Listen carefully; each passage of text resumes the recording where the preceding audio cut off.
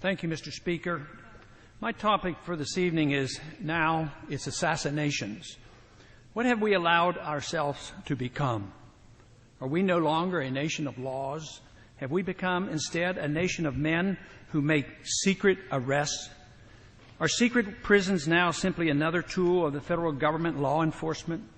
Is secret rendition of individuals now permitted out of misplaced fear? Have we decided that the writ of habeas corpus is not worth defending?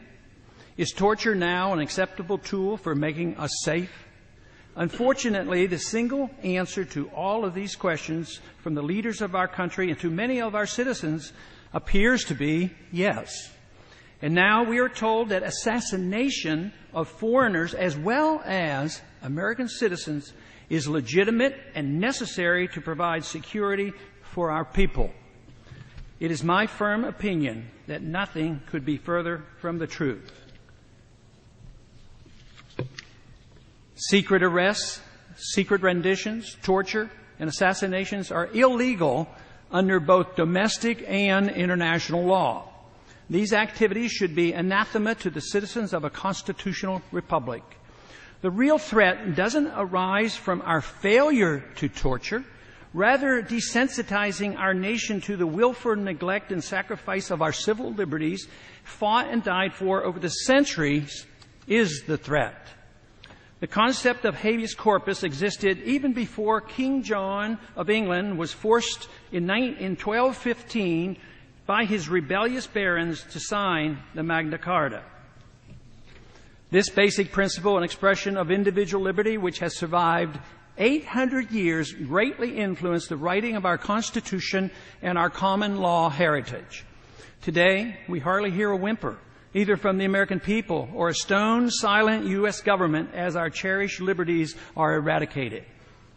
Instead, we have a government that deliberately orchestrates needless fear and makes people insecure enough to ignore the reality of their lost liberties. The latest outrage is the current administration's acknowledgement that we now have a policy that permits assassination not only of foreign suspects, but of American citizens as well. Of course, the CIA has used secret assassinations in a limited fashion for decades, despite international, domestic, and moral law.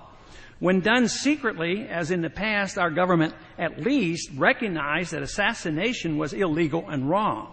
Frighteningly and astonishingly, however, the policy is now explicit.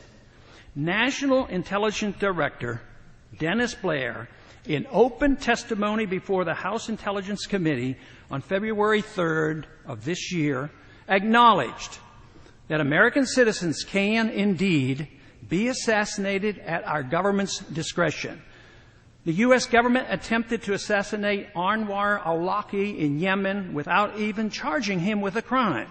We're told this evidence is secret, that he does not deserve any constitutional rights, and that some unknown individual in the administration has the authority to declare him a threat, and therefore a legitimate target for assassination.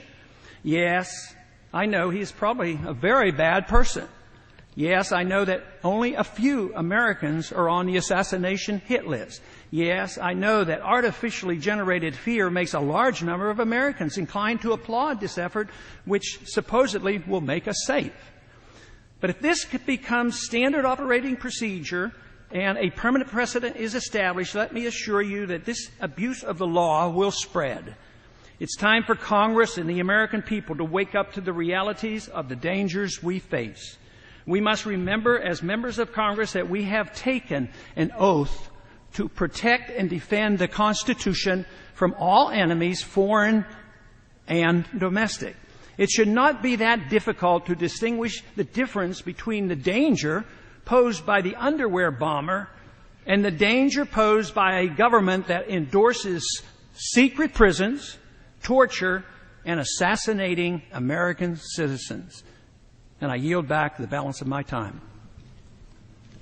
The gentleman yields back. For what purpose does the gentleman from California arise?